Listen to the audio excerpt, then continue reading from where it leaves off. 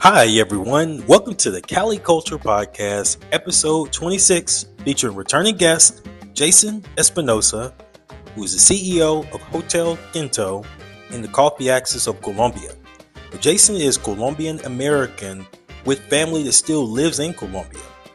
Jason and I are going to talk about a number of topics today, including the current exchange rate. We're going to talk about the presidential inauguration that occurred in Colombia on Friday, August the 7th. We're going to discuss his Hotel Quinto and his motivation for wanting to invest in Colombia. And last but not least, we're going to talk about his future goal to relocate to Colombia on a permanent basis and live a nice, quality, soft life. Ladies and gentlemen, you don't want to miss this episode. You want to listen to it in its entirety. So without further ado, episode 26, listen, learn, and enjoy. Hello, everyone. Welcome to the CALI Culture Podcast. I'm your host, Jeremy Preston. It is so good to have you today. This is the only show, ladies and gentlemen, on air that displays the wonderful culture of Cali, Colombia. On this show, we talk about everything about Cali. So we have a great show for you today. We have a returning guest. For those of you that follow the show on a regular basis, he was on episode 9. He is a young entrepreneur, Colombian American that lives in the Northeast in the USA, but actually owns and operates a hotel in the coffee axis of Colombia. Young entrepreneur, very bright, very ambitious. And we're going to talk to him today, not only about his ambition to want to operate a hotel in Colombia, but also his goal to be ultimately an expat and live in Colombia. So without further ado, let's bring in our guest, Mr. Jason Espinosa. Jason, welcome Hi, back to the show. hi everyone. Thank you so much for having me, Jeremy. It's awesome. I really love being on the show with you. You do such a great job, and I'm so excited to get started and talk about. We have so much to discuss. Indeed, we do. We do have a lot to discuss. Um, you were on the show in late March. It just doesn't seem like time is flying this year. It has Um, flown by. Absolutely. And for the viewers, maybe we have some first time viewers or the viewers that were not able to watch that first initial show that you were on. Why don't you introduce yourself to the viewers? Where you're from, where you currently live, and what you do for work. Of course. So, for everyone that's new to the podcast, my name is Jason. I'm an entrepreneur from New York City. I'm currently a full time accountant, and I am obsessed with Colombia. So, one of the things that I find the most funny is that me and Jeremy have this sort of connection with Colombia and just we have a lot in common, Jeremy. And I think that's so right that we have such a strong connection, me and you, just from the start, from our first podcast. We didn't want to stop talking. Yeah, absolutely. That is so true. Uh, and it's one thing that I mentioned in the intro, but one thing I like about yourself, Jason, is you're a young entrepreneur. There's not many people I know that are, in their 20s, early 30s that are thinking about long-term investments in a different country, in a country where they don't actually live. Uh, Investing abroad is definitely an interesting ambition, and obviously is some risk involved. But I would give you a lot of credit for being able to do that. We're going to talk a lot more about that later in the show. But for now, I just wanted to ask you, how are you doing? How is everything going in your life and in New York? How are you? I'll tell you, Jeremy, I've been really great. And like you said, the time has flown by. What was it? Mid-March was the last time that we were on air together. Hmm. And it seems like it was just yesterday. It Only does. difference was I was in my house in Colombia and not in New York City. So, yeah, things have changed location wise, but like you said, I've had such a good time being on your podcast that I wanted to come back and just, reconnect with you. And it is really good that you were able to fit this into your busy schedule. I know you work hard, you got a lot going on, Yeah. and it's great that you're able to come on the podcast. There's a lot of people that need to understand your process and everything you've done thus far. Again, being a young entrepreneur. Now, one of the things I want to talk about is something really big happened in Colombia yesterday, and that is the inauguration of a new president, Arbeloa de Esprella. And he was inaugurated yesterday. It was a big ceremony, actually, in Cali, Colombia. And it made history. There were people from all over the world. I think I read online that the King of Spain attended the inauguration. It was the first time in Cali's history that a king from Spain had been in Cali. So it was definitely historic. uh, my question to you is what do you think in terms of the future for Colombia now having a new president, now having a new cabinet? It's a brand new government. And what are your thoughts regarding this brand new government coming in, that's now in office, and the future of Colombia? So one of the things you touched upon was the peso currency. Right now, like Mhm. you said, the currency has gone through the roof. Right now, one US dollar is about 3,100 Colombian pesos, which to me is quite a shock. If you look at the charts, about 5 years ago, one US dollar was equal to about 5,000 Colombian pesos. Right. Think about that. That's about almost a 30-40% change in fluctuation in just 5-6 years. So, like you said before, this new president coming in, this could have really good effects on certain parts of the economy in Colombia, like the Hmm. tourism business. You know, me and you discussed earlier about my hotel and me being in the hospitality and tourism business in Colombia. This new president is looking to strengthen international relationships. Hmm. So having the king of Spain coming to Colombia, especially in Cali, is a huge deal. I agree, 100%. And also, what's a huge deal is the inauguration in Cali. To my knowledge, I don't think that's ever been done in Colombia's history. If it has been, I wasn't aware of it. But it's always historically been in Bogota, mainly in Bogota. All the inaugurations have happened in Bogota, which will be equivalent to in the United States. Inaugurations always happen in Washington D.C. So to be able to set the tone for Cali, which some people consider around the world, Cali is one of the more challenging areas from a security standpoint.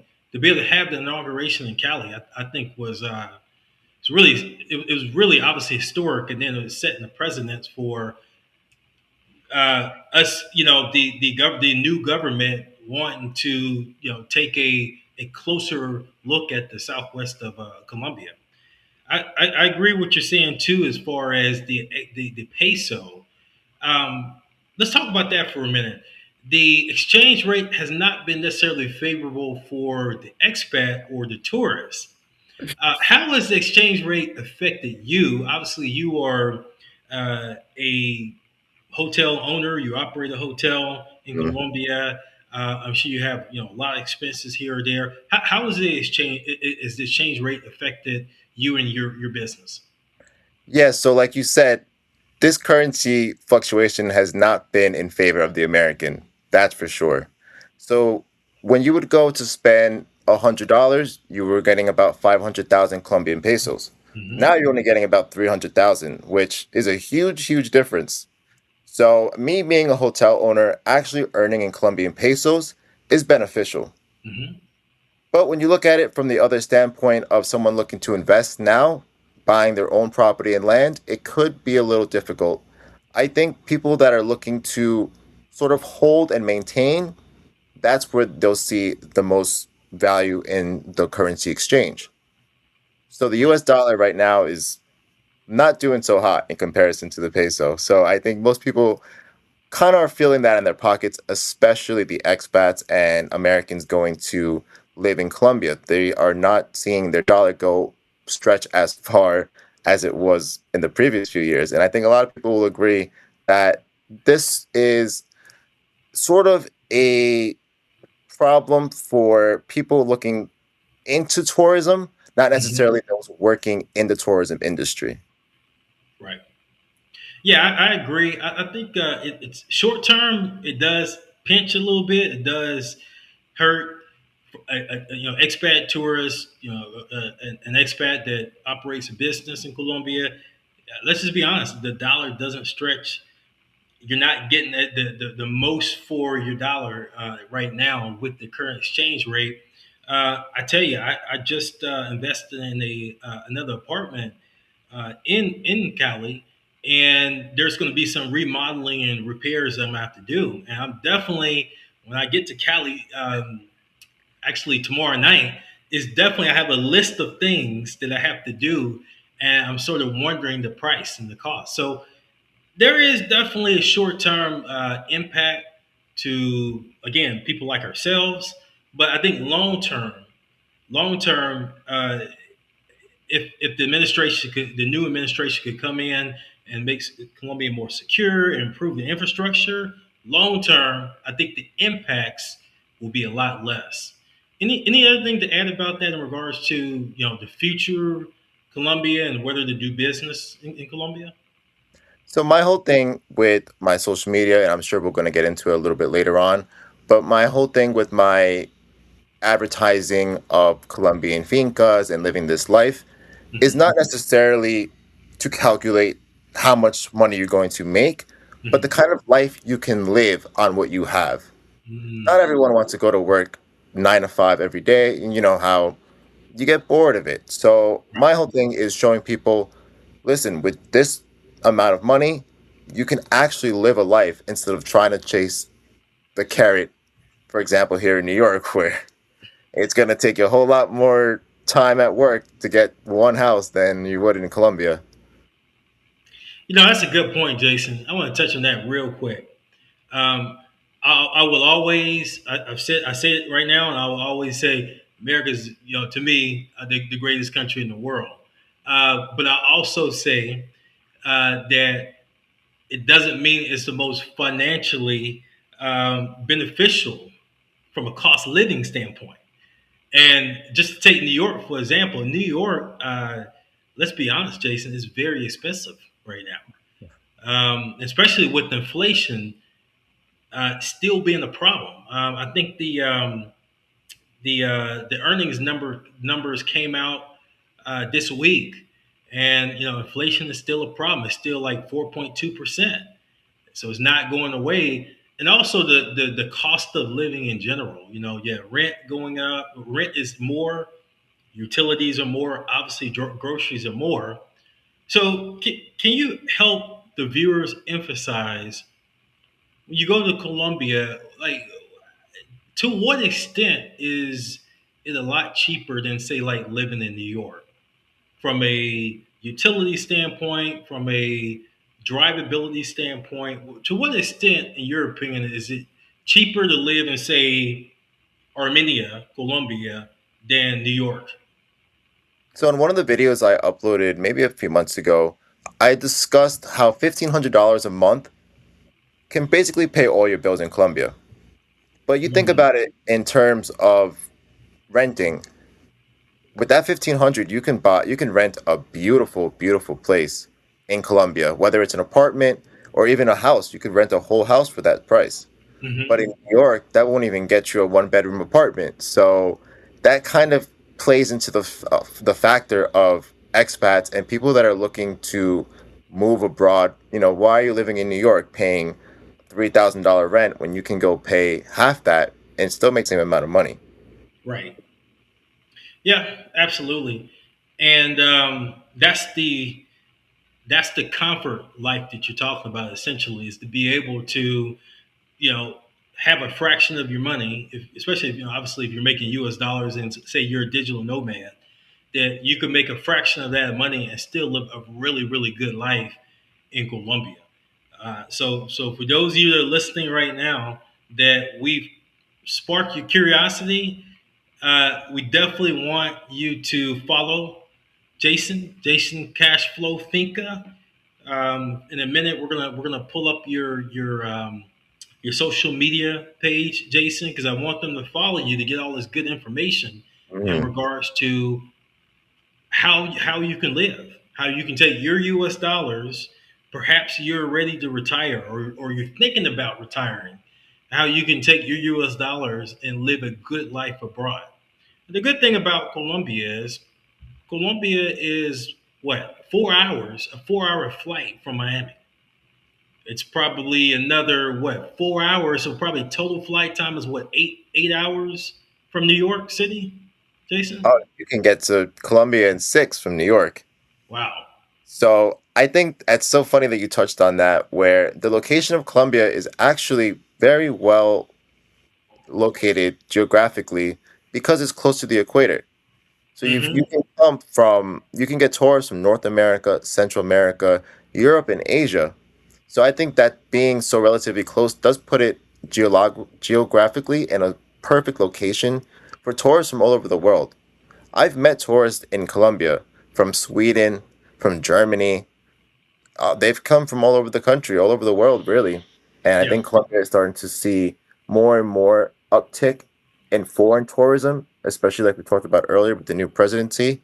Mm-hmm. Assuming things go smoothly, I think foreign tourism will increase, especially in Quindío and Cali. Exactly. You see my face light up when we said that because I have been Jason, I have been saying for the longest that I believe Cali is going to be a tourist destination. Now, not it's not going to be Medellin, and honestly, I don't want it to be Medellin level of tourism. You and me Uh, both. exactly. But I think I've been saying it all along. 20-30% increase in tourism, I think will only benefit Cali. Cali has a lot to offer. Your area in let me see if I can say it right now. Quindío, Quindío. Quindío. That area, the whole coffee access area, has a lot to offer.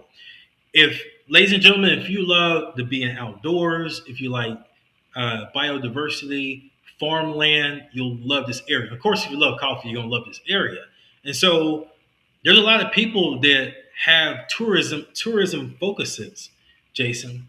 For example, there's people that come to Cali just to dance, salsa dance. That's it. That's all they come to do. There's people that want to go to the coffee access because they literally love coffee and love being outdoors and like to see the process. And I believe the only thing that's keeping a lot of people from, or more people, should I say, from visiting Colombia is, let's be honest with you, a little bit of the safety. It's a safety aspect. Mhm. Let's touch on that real quick. And I want to talk about your hotel because we got a lot to cover there. But let's talk about the security factor of Colombia in general. There's um, there's a lot of people that want to come to Colombia, but they literally do not believe it's safe, particularly in the Valle del Cauca department. Uh, for those people that might be listening right now, what would you say to those people? So there's a saying in Colombia, it's pretty well known, which is no dar papaya, which means basically don't give low hanging fruit. Mm-hmm. Papaya is a naturally low hanging fruit, which means a lot of the fruit is large and you can just grab it off the vine or we'll grab it off the tree Mm-hmm. easily. So here's a funny story for you. I was in Cartagena maybe 5, 6 months ago with a friend of mine. Long story short, he got his phone snatched. Mm. You know how this happened? How? By giving papaya. Yeah. He had it in his pockets, walking around thinking, oh, everything's all good, just having a good time. You walk into a crowded area and people are rubbing up shoulders on you. You better check your pocket, check your wallet, check your Right. phone, everything, because they took it out of his back pocket like that. And I had Mm-hmm. warned him, told him beforehand, listen, man, we're in Colombia, not the United States. You have to have eyes around you at all times. People are Right. always watching. And I think it's so important to just kind of have that sort of, grit. You need to be aware of your surrounding. And I think Mm-hmm. that's one thing he kind of lacked. And we have this joke till to this day talking about, hey, remember when you got me set up in Colombia? Yeah. No, it's a good point. You have to have situational awareness when you're in Colombia. Really, really, let me just say, you have to have situational awareness everywhere you go. If you take a trip to Asia, the the um, the probability of something happening in some of those countries might be less, but you still have to take precautions. You still have to make sure that you're not flashing money around and having really nice, expensive designer clothes that would pique the curiosity of a criminal. There's criminals everywhere. There's people that don't want to work or involved in criminal activity. And by you being careless or not using situational awareness, you're going to entice those people to make you a target. And so Low it's hanging, very low important hanging not to do fruit. that. Was that now, Jason? You got low hanging fruit. You're Low basically giving hanging fruit. away. Exactly. Exactly. So I think that's very important. Um, so yeah, so now I do want to talk about your hotel before we really get into the details, though, because I want people to understand and know, first of all, where your hotel is, what your hotel has to offer. Um, Maybe we can bring up some pictures of your hotel. I know you provide some good pictures and video. But before we do all of that, what was your motivation? You're relatively you're a young man. What was your motivation for basically just making the decision that not only do I want to one day live in Colombia, but I want to own and operate a hotel. I think I said at the very beginning of the show. I don't know. I forget your age, but I know it's between late 20s and early 30s. But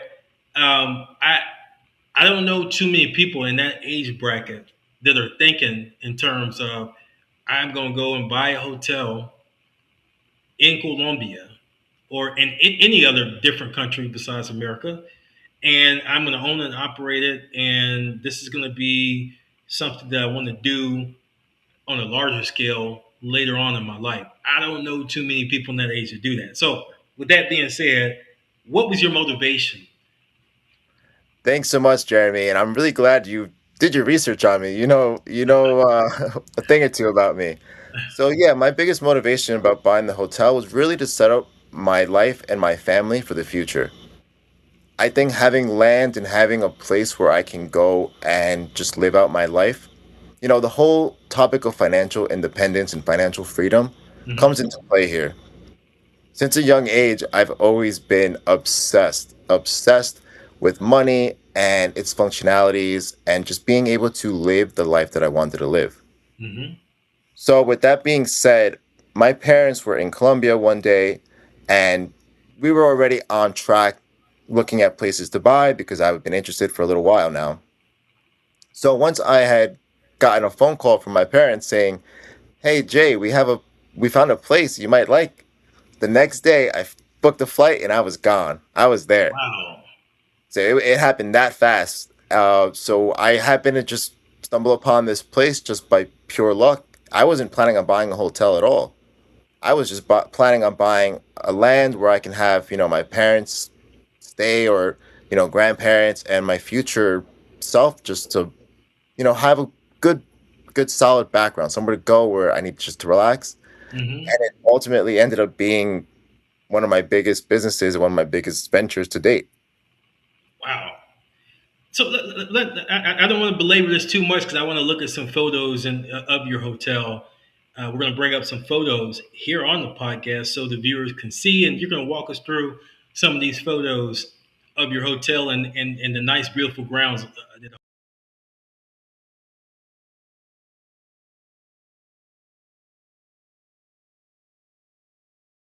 decided to, and I think we might have lost you on stage there real quick. I think I can still see you behind. There you go. Okay. Oh.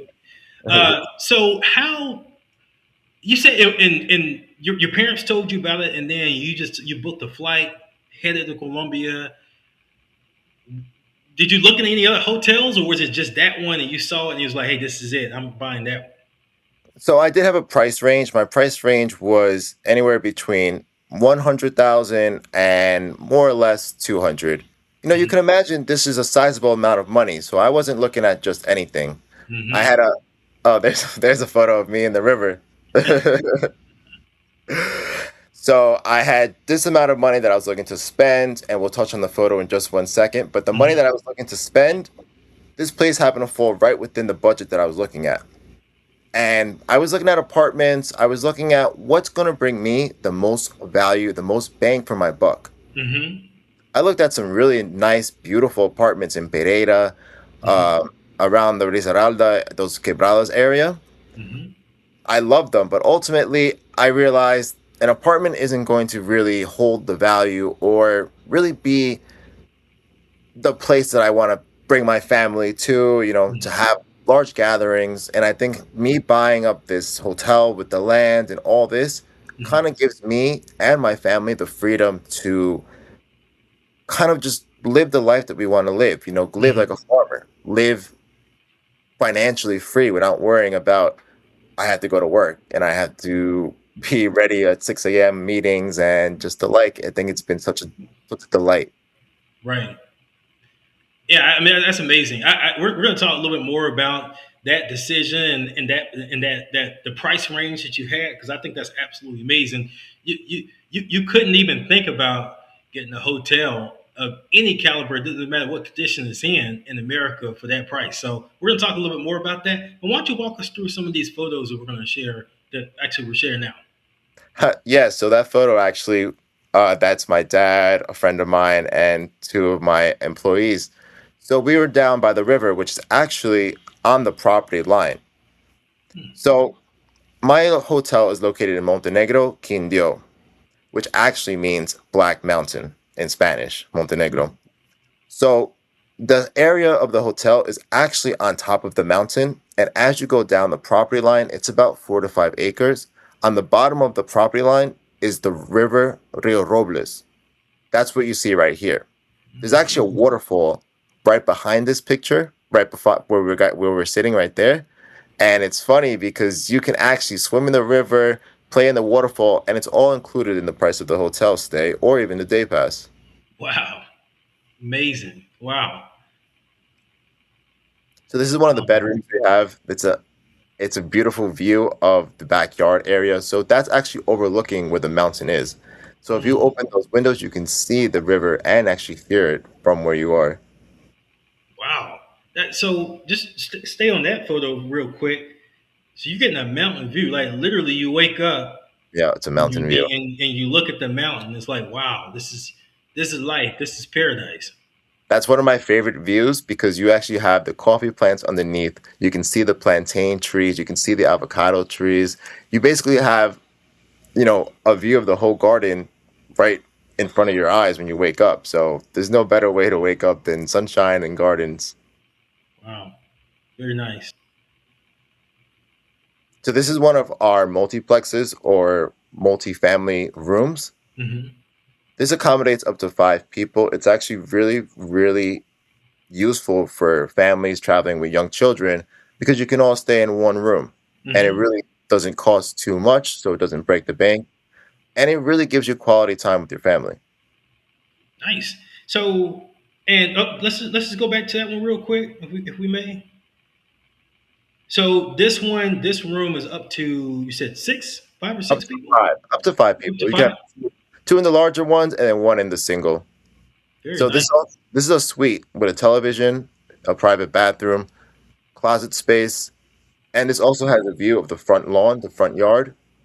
So you can see the outside, the road. The road is recently paved. Within the past 3 to 4 years, they recently redid the entire road. And I Hmm. think that's been able to kind of transition people coming from Cali, Medellin, Hmm. or other parts of the region.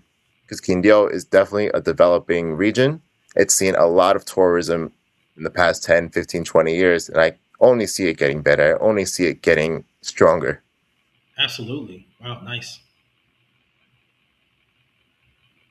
So this is a room pareja or a room of a couple.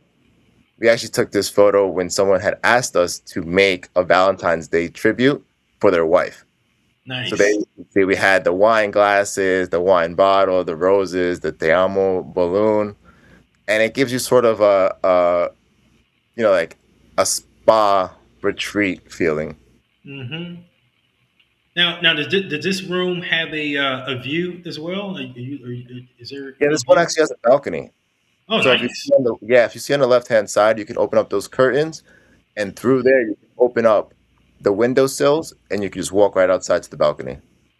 Nice, very romantic environment and scene, and so this is really perfect for Valentine's Day, which Hmm. I don't know if the viewers know, but really Valentine's Day is almost celebrated twice in Colombia.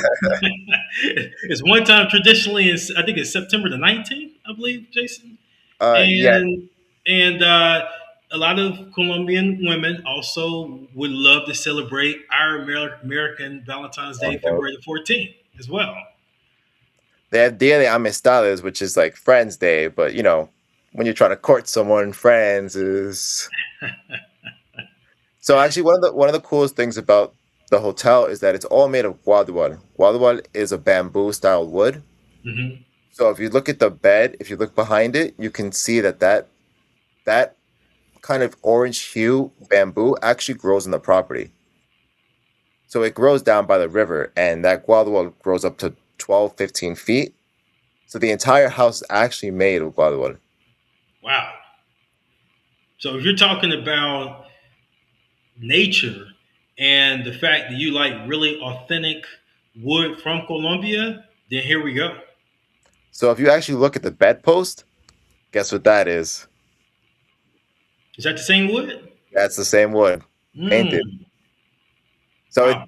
the guadual is really utilized for strong structures like houses, bed, and furniture. We have furniture all over the property that is tailor made just from guadual. Mm. It's actually a beautiful art form of woodwork. The guadual holds really, really strong, and it takes the paint so well. Yeah, it looks like that really nice, uh, sturdy and robust maple or cypress wood. It's got that same texture. I mean, I honestly haven't. That's why I need to come up there and visit you because I've never actually seen this wood in person. But I'm just saying, just through the photo, it looks like it's really robust, sturdy wood. Yeah, absolutely. So this photo right here, as you can see, is the front side of the hotel. Mm. This is the pool. How does that look, Jeremy? That looks like I could sit there and relax and enjoy a nice cocktail and just soak it all in. Yeah, it's an absolutely beautiful place to stay, and the pool is ginormous. I can't tell you enough. I could do 2 laps and that's it. Call Wow, it quits. wow. Now, do you have like a nice view too, like right outside the pool area there? Yeah, What are we so looking at? the front is actually where the street is. So cars Mm, passing by kind of see. And a lot of the times people come looking for day passes, so they want to just stay in the pool for a few hours of mm, the day.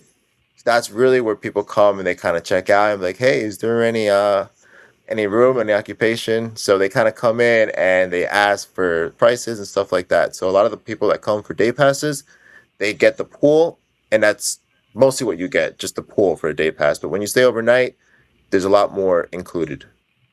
oh wow. So okay, so let's emphasize that. So you have a day pass where you can just lounge out, hang out at the pool, relax with friends or whatever, and then you have the night pass as well, where you get access to the farmland and all of that, right?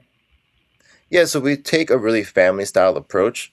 People that come for the day passes, we really just offer them the pool because it's really just for a few hours. From Mm, 9 to 5 p.m., we offer you the pool, changing rooms. We might offer you some water, some coffee, of course, as complimentary. But then hmm. you also have the bathrooms, there's a gym area. You can explore the property. But when you Mm, stay overnight, it's a totally different experience. You can mm. go down to the river. You can hang out by the waterfall. And like this picture right here, we actually have cows because it's actually an eco hotel. So an eco hotel is a farm hotel. So behind the hotel, we run a full-fledged farm. So right here we have one of the moms of the cows and the two babies. Wow. We produce about 30 to 40 gallons of milk Wow. per day. Yeah. So Man. here's some of the bananas. I know we talked about me having a lot of plantains and banana trees. So we have about 1,000 plantain trees planted. And what really makes it special is that the plantains give every 9 months. So you can imagine financially, that's looking to be a, a self-sustaining investment. Hmm. Uh, and this is just for my own learning sake. I would think because of the climate there, it's relatively easy to produce plantains. Is there has there ever been any since you've owned the hotel? Has there ever been any problem with okay, it's too much rain, it's not warm enough? I guess you would never have that issue. But has there ever been any issue with your production of the plantains? So because this is a relatively recent venture for us, we actually, when I bought the hotel, the farm part was lacking. There was maybe 50 trees, a few lemon, lime, like here we see chocolate, cacao. So when I first bought the place, there really wasn't much to begin with. Mm-hmm. So after a year, well, we have the place a little over 2 years now. After about the first year, we realized things weren't working too well. The hotel part was kind of just, it was stale. So within the past year, we actually got this sort of new wind, if you will, which is to make the farm part stronger. Mm-hmm. A farm traditionally is supposed to provide for itself, Mm-hmm. with the milk, with the chicken, with the every fruit that you can imagine.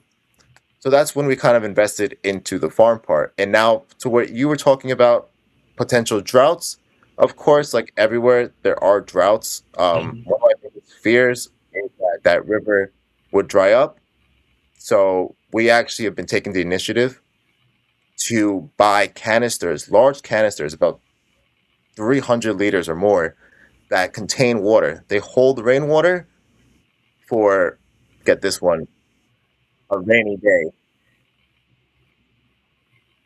So one of the things that's important is just conserving the water.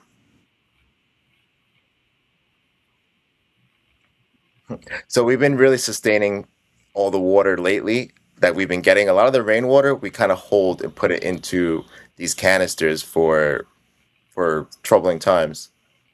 Got it. Got it. Well, that's very good. Um, that's amazing, ladies and gentlemen. If you go to Colombia, you need to put this on the itinerary. Um, I can't wait to get a little bit more time and come out there, Jason. That's amazing. I've always loved eco hotels and the whole eco tourism where you get to see the biodiversity. I never heard of that particular wood before, and so to be able to actually go on the property and see that, to be able to see the cows, to be able to see the plantains, you get more than your money's worth because if you just went to a regular Airbnb, say in Armenia, you're not going to see that. You're not going to be able to see all of that nature and everything that Colombia has to offer, the waterfall, all of that. So you're getting a really good deal. Uh, if somebody is listening right now, they've seen the photos and they want to make a reservation, how do they do that? So the best way to make a reservation is through hotelquinto.com.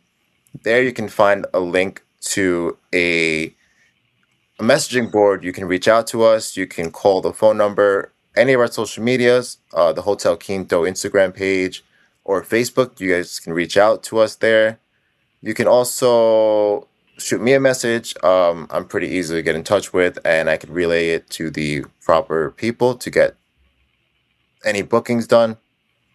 So it's funny that you touched upon it before about, running a business and being kind of this entrepreneur.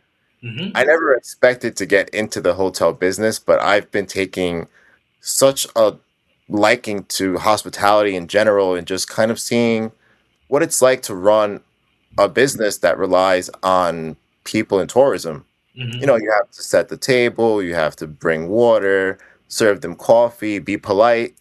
And a lot of the times, that's one of the hardest things to do is just dealing with people. And I actually really grew a passion for it. I'm hoping my future contains more of this hospitality and learning these skills that I've been practicing for years now.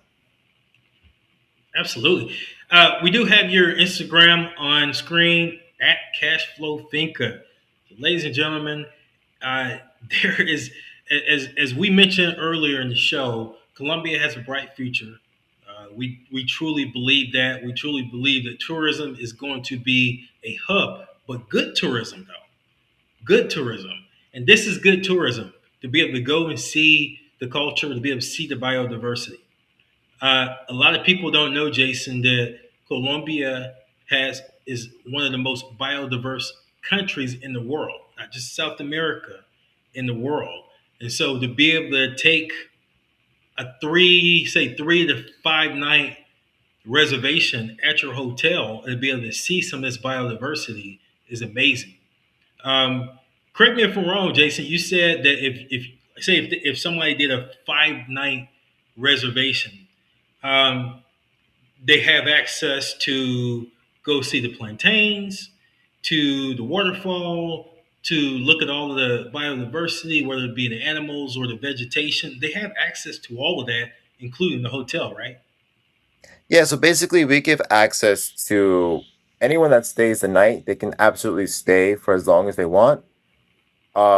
We do charge per person per night, but with Mhm. this also is included, like you said, the river, the waterfall, the access to the grounds. We also have a jungle gym and a gymnasium. Hmm. So it's really a bit of everything for everyone. Very Wow. family friendly. One of the things that when I tell friends and family or coworkers about, they always ask, one, is it safe? And two, can I bring my family? To both of these, I always say absolutely. Colombia is very safe, and especially, I wouldn't be telling you to go places that I don't think would be safe. And when it comes to family, absolutely, because, like we talked a little bit about earlier, Medellin is beautiful, wonderful, but there are things that I think have gone awry over the past few years. Yes. I think one of the things that I really enjoy the most about Quindío and Cali is that there's still a sense of culture. There's a Hmm. sense of tradition. And I think that's really important when you come with your family, with your friends, with your loved ones. You want to be immersed in that culture, in that tradition. You don't want to go to Medellin or any of these places and you're eating Kentucky Fried Chicken. Hmm. you know, Absolutely. I think I find that very funny when people come from other countries and they say, I want a hamburger or I want chicken fingers, something like that, when you should be eating a bandeja paisa or una arepa, something delicious, an empanada. Yeah, and to that end, we'll just talk about Medellin real briefly here. Jason, there's been a lot going on in Medellin. We know in the past 5 years that tourism has spiked. Tourism has over doubled in Medellin over a short period of time, and unfortunately, that tourism has came with problems. It's not always it's not been necessarily good tourism in Medellin. Um, we've seen a lot of drama from the passport bros, and in fact, we've seen that Medellin, the local government there, is cracking down on a lot of bad tourism. We'll just say it like that: bad tourism that's been happening in Medellin. What are your thoughts on this whole crackdown, and do you think it's going to continue? Yeah, I saw recently actually that they had blocked someone from getting into the airport in Colombia. Mhm. Yeah, and I found that, it's a tough situation because tourism is tourism. I understand that they're coming for different reasons, but when it comes down to the financial aspect, I think people like that are bringing money into the country. I think when people come looking for, the parties and the girls and all that kind of stuff, it could be a little funny. For me, I think it's mostly to each their own. But the guys that come to Medellin, they're looking for a good time. Let's be honest. You go to certain places and you're looking for a good time. Not necessarily you don't find that in other parts of the country, but it's a lot more laid back. Yeah, yeah. I just I think what happened is you have a lot of guys. First of all, I mean, there's it's been bad tourism, but it's gone from bad to worse. And I think unfortunately a lot of guys not only start going there for just the women and drugs and whatever, but also they're trying to um, monetize these things. And then I think the local government in Medellin is like, wait a minute, you don't own a business license. You can't just throw say you're going to throw a bikini party and you don't have a business license in Colombia. That's not going to fly. And be honest with you, if we're honest, if we're being transparent, it won't fly in the United States as well.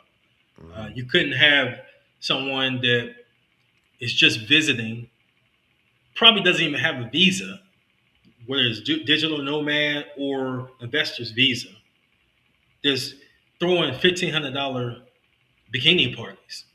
It's probably not going to happen. So I think overall Colombia is trying to get back to, okay, come to Colombia for the culture. Yeah, we know you might be infatuated with the women. I mean, let's be honest, women are beautiful in Colombia. However, I think Colombia wants to focus on the things like at your hotel. The things like, if you will, mention that wood again, because I'm sure, including myself, a lot of people had not heard of that type of wood. The guadual, it's a bamboo.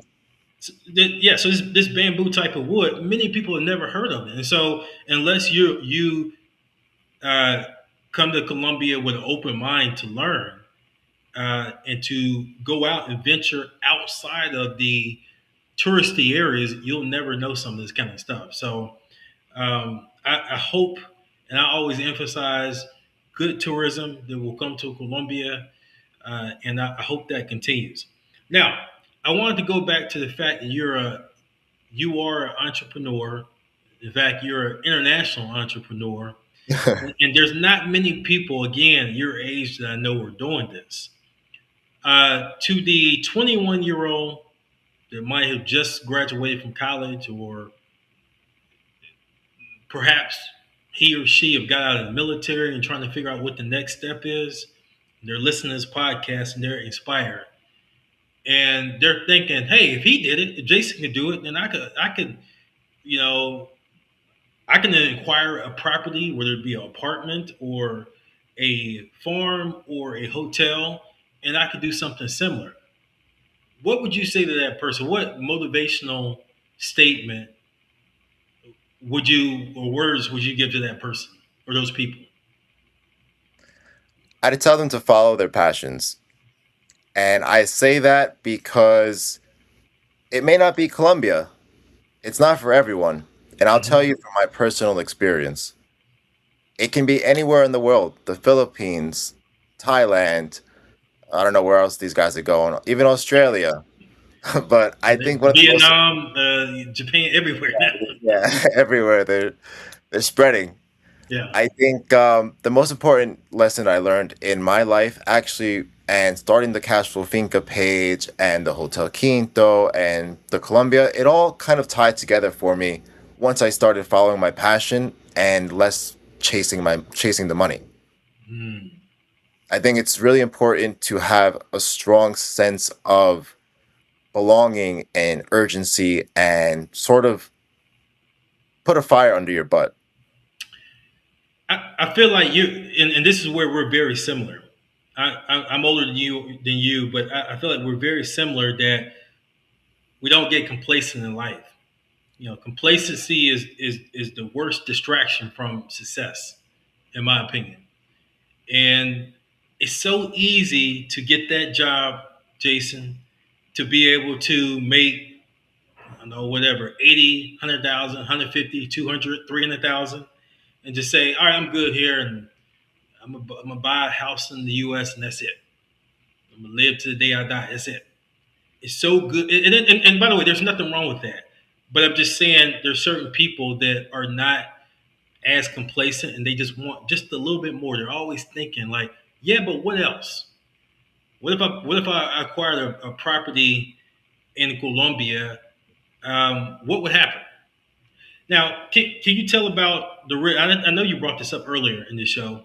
Can you briefly tell us about some of the risks associated with, um, whether it be the process of purchasing a property or just owning the property all out.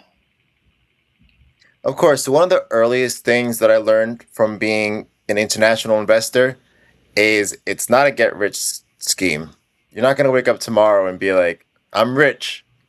That sure ain't happening.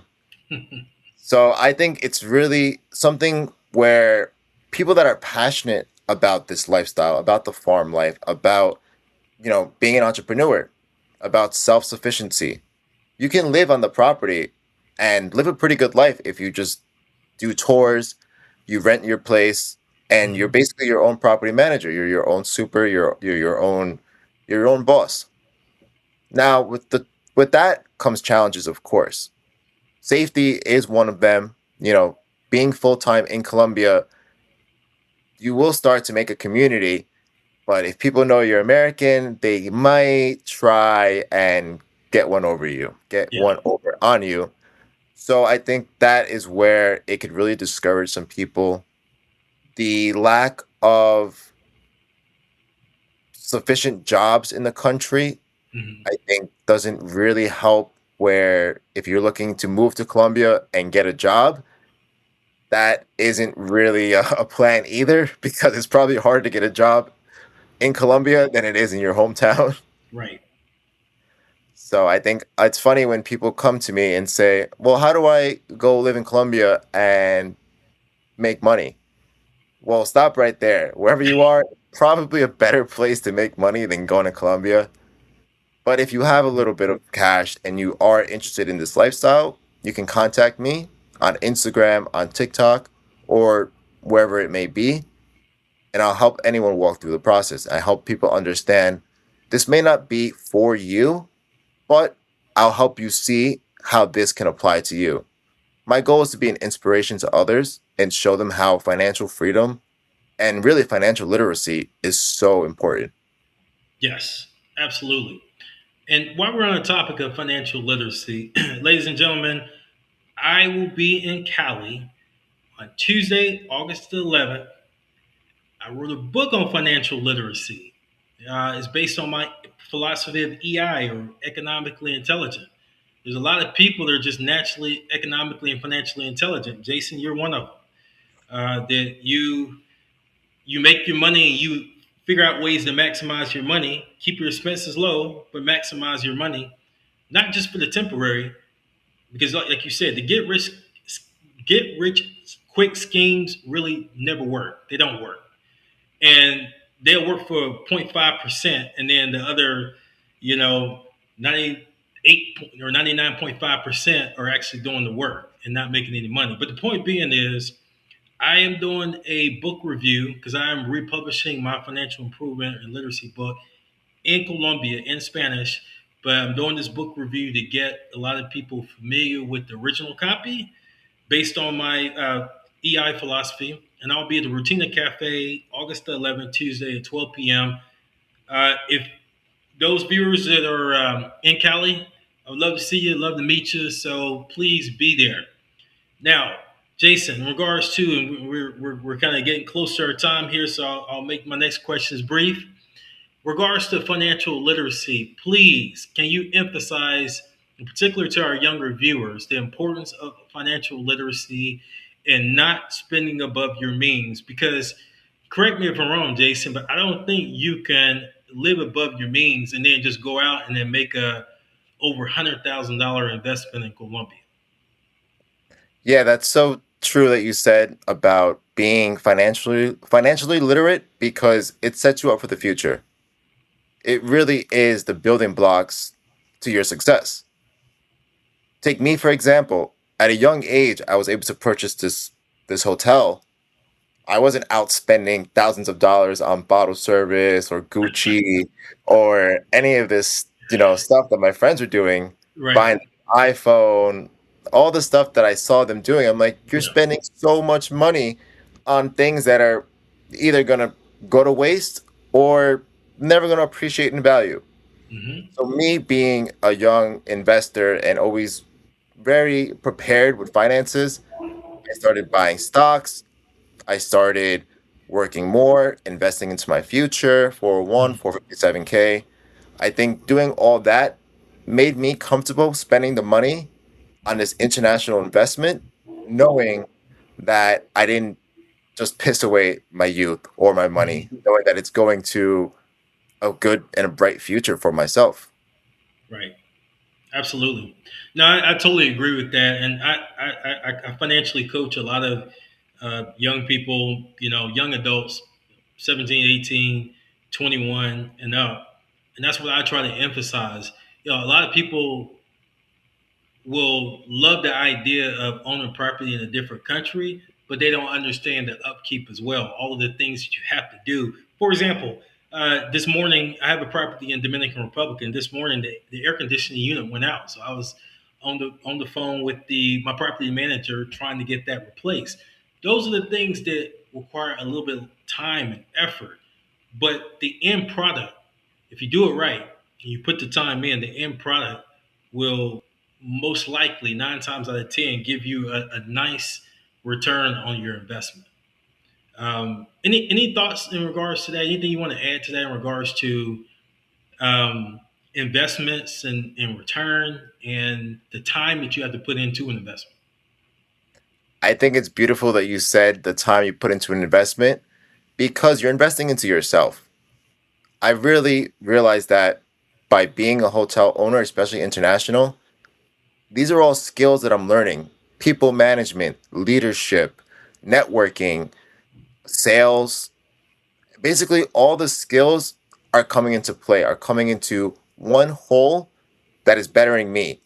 Even if Hmm. my company doesn't succeed, I'm walking away a better man today than I was yesterday. Meaning I learned from my mistakes. Great point. Great point. Jason, real quick, 10 years. Where do you see yourself in 10 years?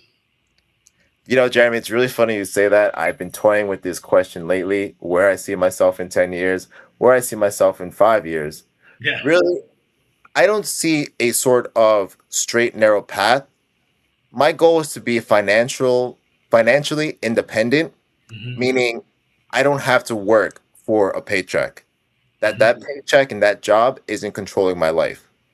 Yeah. That's where the whole buying the Colombia property at an Hmm. early age really puts it into effect where I have a plan. I have somewhere to go, so Yeah. I can leave tomorrow, but I'm not financially independent just yet. Hmm. That's kind of where I see myself within 10 years. I'd like to be at that level where I can leave my job. I can say, screw this. I'm not doing any more reports. I'm not coming in on time. I'm taking vacation and going to my house in Colombia when I want. And that's something that I want for other people, particularly the youth, Yes. early 30s, early 40s, even. Hey, you don't have to work till you're 65. Right. That kind of idea, that kind of lifestyle is, you know, past us. I think that we've gotten to a point where, like you said, I love the United States. I love my country, Hmm. but it doesn't seem to love me back quite as much. Yeah. I think that you have to be open minded. We talked about this the first time you came on the show, Jason, and the fact that is always call it a matrix, and a lot of people get stuck in the matrix with no ending, no happy ending, uh, no, they never really get what they put 40 years of working into. So if you spend 40 years of your life working, okay, that's 40 years of your life, the golden years of your life you've been working, right? Which that's biblical. We're supposed to work. However, when you reach 65 or 70, those are supposed to be the years where you're relaxing. And if you're not taking care of your body, which a lot of people in corporate America are not, chances are you might not live to be 80. So you're saying that you're going to retire at 65 and then you might have 10 good years or 5 good years. And I think what we're saying, ladies and gentlemen, is you have to come up with a plan to ensure that you live a quality life. You can have $5 million in the account at 70 and be bedridden, or you can retire at 45 or 50 and have $300,000 saved with your own property, just making income in a different country, and be totally fine and live your life the rest of your life as the young people say, live a soft life. You know, What good is that pension in retirement if you're not going to be there to enjoy it? absolutely. And I think that's if you want to know one thing that really concerns and scares me is really two things, Jason. One is to live your life that long to made a company or an entity millions of dollars, and now you're looking at yourself like, okay, I haven't ate right, haven't worked out, stressed out all the time, and now I'm paying for it. The other thing that also stresses me out is there's certain people that will relocate to different countries. This is mostly digital nomads. They'll relocate premature to them making the amount of money to be, uh, as you indicated, financially independent, or financially, yes, financially independent, and then they'll struggle in another country. So one of the last things I would want to do is move from America, relocate to a different country, then struggle. So it is important. Timing is important too, as far as doing it the right way that you're doing it. You have a lot of gas in the tank as far as being able to work another, whatever the magic number for you is. Continue your savings, and then by the time you relocate to Colombia, life is going to be grand for you. Piece of cake. Piece of cake. Well, we reached our time. This has been a remarkable show. You always have great insight, and I know the viewers really appreciated the things that you've been able to enlighten them on and inform them. For the next minute, I want to give you a little bit of time to give any final words or final words of inspiration before we close the end the show. Yeah, well, first of all, thank you so much for having me, Jeremy and Jason. You guys have been awesome since we've hit it off from day one. I think it's been such a nice friendship we've had, and it's been a great time just being on air and getting to speak with you more. Like I said, I think following your passions and seeing where you want to be. I never thought I would be a social media influencer or a hotel owner or any of these things. I really never thought that was me. Yeah, I didn't think I had the act for it. I didn't think I was confident enough. But little by little, I just kept working at it, kept chipping at it. And today I boast over 1,000 followers on TikTok. I have a good amount of followers on Instagram, and it's growing. I have a really nice community. I've met some really awesome people like you. I have some other friends that I've met online, and it just has been a journey for me. It really has brought a fresh breath of air into my life, and I'm so grateful to have been able to find something that interests me, something that brings me joy, and also hopefully will set me up financially. absolutely, and I know it will. And like I said, you're the type you're going to put in the work and the time, and all it takes is hard work and dedication. So I think you have a bright future, my man. Well, everyone, it's been a great show. We have to wrap up now, but continue to follow this podcast. We have so many good guests that are lined up and are going to be on the show within the next several weeks. So definitely lock in, stay tuned in with us. Also, if you want to do any type of donation, whether it be small or large, it always helps. Helps to keep the light on. There's always expenses associated with podcasts, and we want to continue to give you the best possible content, the best possible podcast that we can possibly produce. So any small amount would help. The donation you can see on screen. There's a number of ways to donate: Cash App, Zelle. There's a number of ways that you can definitely donate. So much appreciated in advance. Again, stay locked in, stay tuned in. We have much more coming up on the show. Follow me on Instagram at Cali Colombian Culture. At Cali Colombian Culture, and obviously I have a YouTube page as well, and the website traveltocali.com. And I'll be in Cali at Petronio Alvarez. So those of you in Cali at the Petronio Alvarez, make sure you come and say hello to me because I'll definitely be there. With that being said, let's end the show. As I always say, live the culture, love the culture, embrace the culture. Cali is Cali. See you the next time. Hasta luego.